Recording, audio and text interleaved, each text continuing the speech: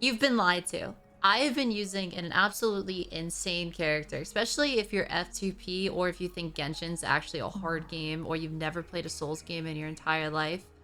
But the thing is, you probably heard that this character isn't good. And the character that I am talking about today is Jianxin. This character is nuts. Everyone keeps saying she's like the worst 5-star in the game. And honestly, I just don't get it. This character feels like a one-man wrecking crew. Like, I genuinely think this character could actually just beat probably anything in the game. Like, think about it this way. She has a Venti ult. She has a Zhongli shield. She could be a sub DPS or a main DPS. And then they threw in a Beto parry for good measure. Like, this character's nuts. It feels like she actually cannot die. Like, watch this. Anytime you're in trouble, you just hit your skill. Oop, it's on cooldown. Oopsie. Be a little shitty, really. But it actually feels like this character just can't die. She heals. She shields. She does damage. She has a counter on top of the counter that's already in the game. Like, she's actually insane. And you can just stand here. Just gain shield over and over. And then he heals you. And honestly, the bosses just can't outdamage it. She feels so good. So if you're like a boomer, or if you're just not good at video games, you're not a gamer, maybe your favorite game is Animal Crossing, I really recommend giving this character a try. I know you've probably heard it before that she's not good. I don't know where they get that from. I guess because Jianxin isn't like insane at one thing. She's not like the best DPS. She's not the best healer. But it doesn't really matter because she's just good at everything. She does insane CC. She does good damage. She like doesn't take damage. Like, look at that. I'm just standing here, not taking damage and gaining shield as he's just wailing on me. Like, if you're on phone, you're not good at the game, I really recommend trying out this character. She's so good. And here, look at this. Look at this ult. That's better than Yang Yang's ult. It does a much bigger and much more damage suck than Yang Yang's. And it's really, really good for groups. So like, Rover benefits from it a lot. Or basically any character that needs someone to group up for them. She's also really good for that. On top of that, the reason why I say she's really good for free-to-play is she's kind of like a one-man wrecking crew. Like, you could just... eventually you're going to need 2, even 3 teams. And she's kind of just a team all on her own. Like, look at this. I'm soloing this boss. He's almost dead in the time I've just been talking to you guys. There we go. Parry. One more time. And dead. See? Easy peasy. She could do all that on her own. And you're gonna need 3 teams. And as a free-to-play, you're only gonna have so many characters and only so many resources to build them up. Like, I know I am already running out of characters to build. Or running out of resources to build characters. Like, I just got Sanhua today and I can only get her to level 30. Because I'm just out of materials. And on top of that, weapons are really hard to come by right now. I have very few weapons. So she can make use of a weapon. It's like, I got in Hollow Mirage on her. I really like this on her. There's a couple weapons you could run on her. Hollow Mirage I like a lot. So she could like take one blue weapon and kind of just become a whole team for you. And only need the resources of one character. And you have a DPS, like a CC, a shielder, and a healer all in one team. So even though people are saying like, oh, she's like a jack of all trades, she's not like the best at anything, so she gets power crept. Honestly, I don't agree with that because she's really good at everything. Like, yes, she's not the best at one particular thing, but she's really good at it all, which kind of lets her be very efficient on a free-to-play team. And again, she's very forgiving for someone who's not very good at the game. Let's put it that way. It's like, to show you an example. Let me move away from this guy before he spawns. So this entire time, her skill, if you don't know what it does, it's a parry. So I hold it. And that entire time, if anything hits her, she takes no damage and does a parry in return. And it's separate from the circle parry that you can normally do, which is insane. So honestly, I really think she's criminally underrated and insanely good. On top of that, she's pretty easy to build. The battle pass weapon is really good for her. You could obviously use the 5-star gloves if you get it for her. I've been using Hollow Mirage. I think it's good on her. I know some people don't think it's the best.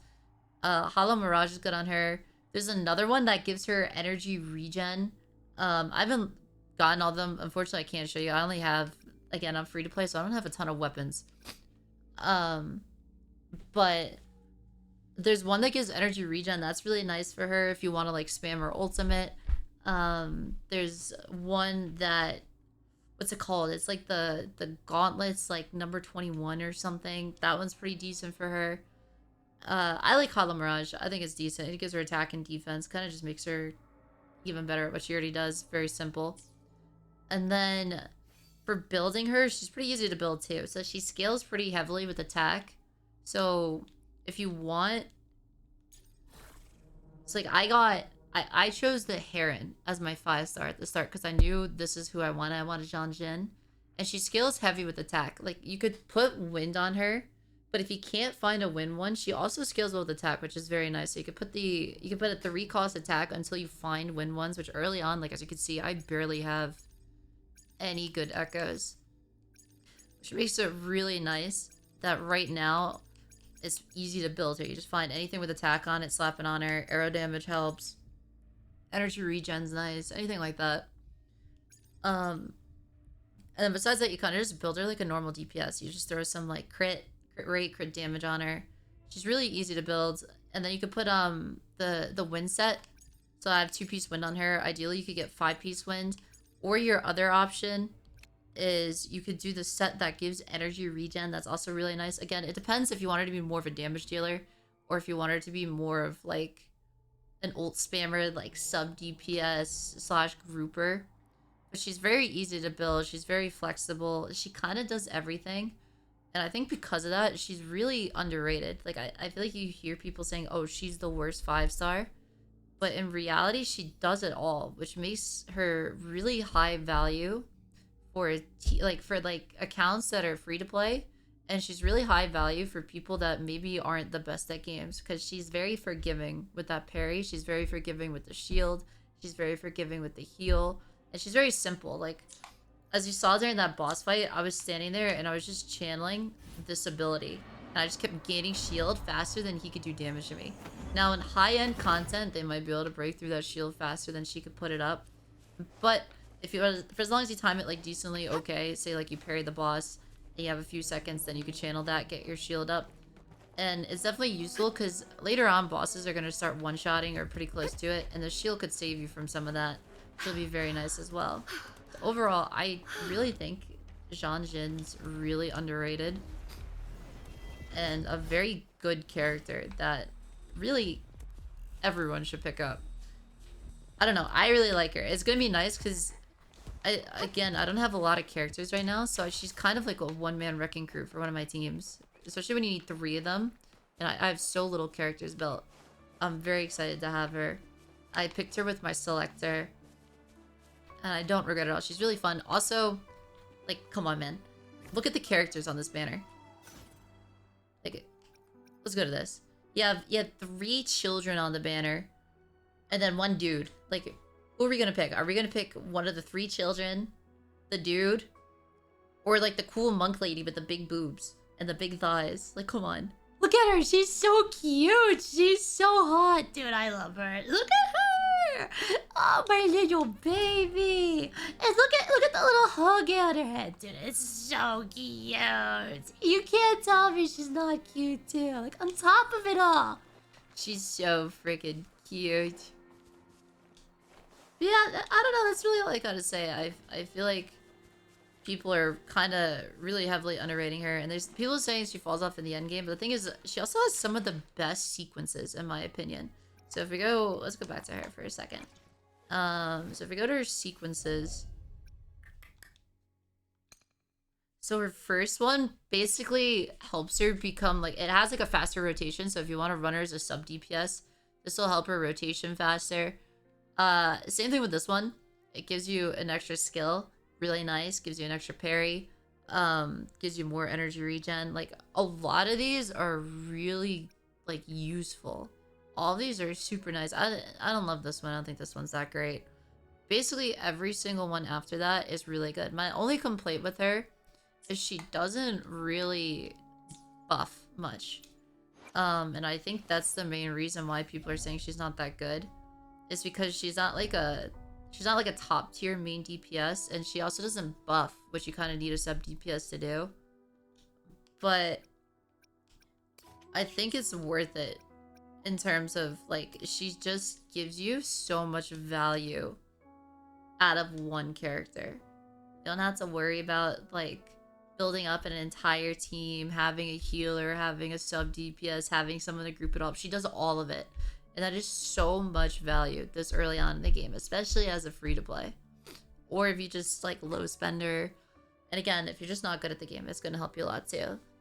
Like, if you can't, like, 36-star Genshin Impact, like, you've been playing this thing since day one and you think Genshin's actually hard, this is the character for you.